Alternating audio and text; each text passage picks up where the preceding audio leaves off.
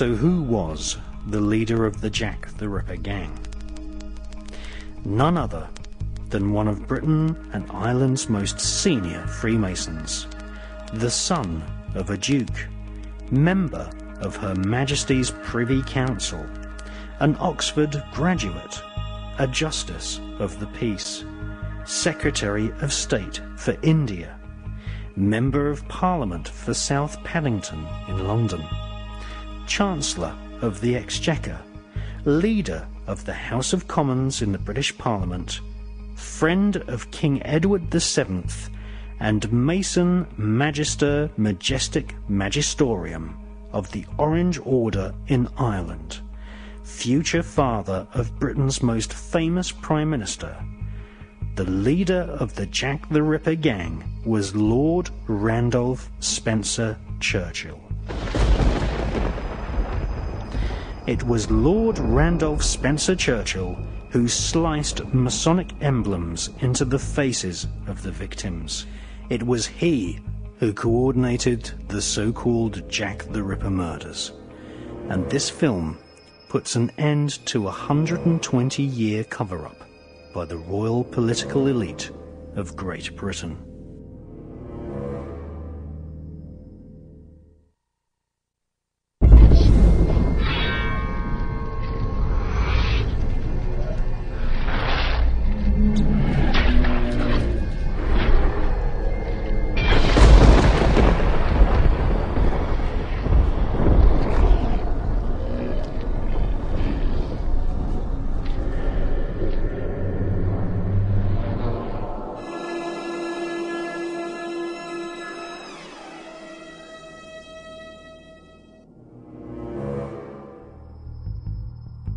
Until the young Lady Diana Spencer became Princess of Wales, Lord Randolph Spencer Churchill was the most famous member in the history of the Spencer aristocratic family. Her Royal Highness Princess Diana was herself a Spencer, a family which has served the monarchy for generations. She is distantly related to Lord Randolph Spencer Churchill, Jack the Ripper, and his son, Winston Churchill.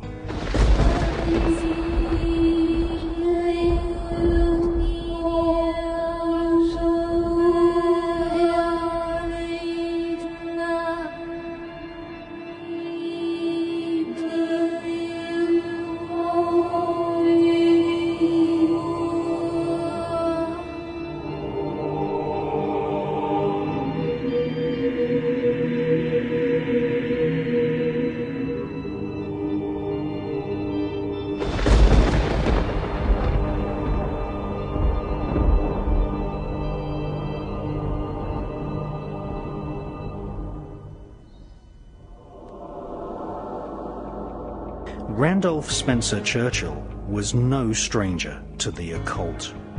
He ripped and slashed the victims, slicing Masonic symbols into their faces. According to Masonic instruction, the internal organs of the victims were torn out and trailed over their left shoulder. For these murders were ritual sacrifices, a public warning to anyone who was considering to commit treason.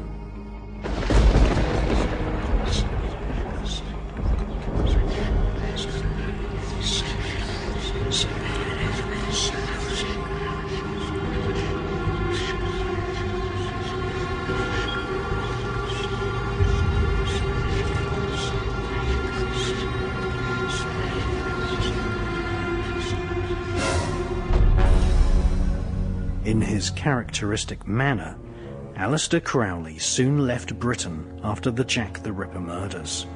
The love letters between Prince Eddie and the young boy prostitute never surfaced in the public domain. J.K. Stephen, one of the aristocratic gang of murderers, was so ashamed and shocked by the ritual psychopathic behaviour of Lord Randolph Spencer Churchill that he made his confession to Inspector Aberline at Scotland Yard. Of course, there were no arrests.